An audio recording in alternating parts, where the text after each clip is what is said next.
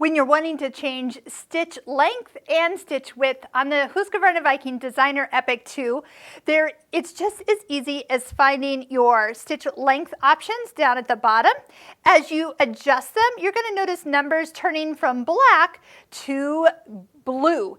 That way you can tell at an instant if you've changed them off the default setting. It is nice, you can actually change the stitches while you're sewing. So if you want it to be a longer stitch, you can be touching it on the screen while you're sewing to see what kind of results you are going to get. Now another thing nice, let's pick a zigzag for example, and you'll see that our length and our width options here.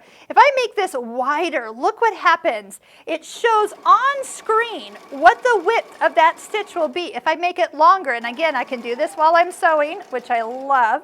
Let's just peek at what I see on the fabric and what I see on the screen. So see where we ended up with that last setting?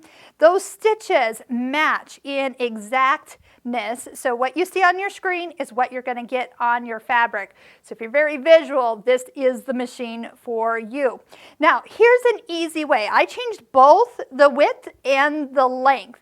The easiest way to get this back to normal is to come back up and touch the stitch. When you reselect the stitch, it puts everything back to the black default numbers, and that way there's not a clear button, you just reselect it. So here's another way.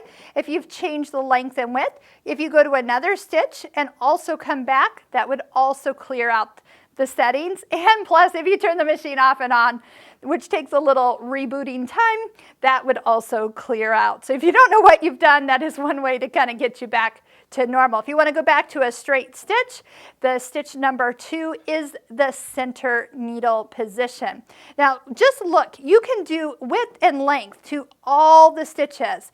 And again, you can find that they will start to look different no matter if they're small or large. Now when we do talk about stitching out your stitch book, which you'll find links below this YouTube video on how to make the ultimate stitch book, one thing we talk about is stitching out a stitch at its regular settings, then maybe taking some time and making it wider, stitching it out a little bit further, a couple more repeats, and then stitching it out longer, stitch that out a couple times, and then also come back, narrow the stitch, and you will have 4 different looks of this one stitch in one row of your stitch book. Now that does take a little time, we do talk about that, but it is pretty amazing to realize how much a stitch changes. And of course it always looks better stitched out than it does just on the screen. Trust me when you see it in thread.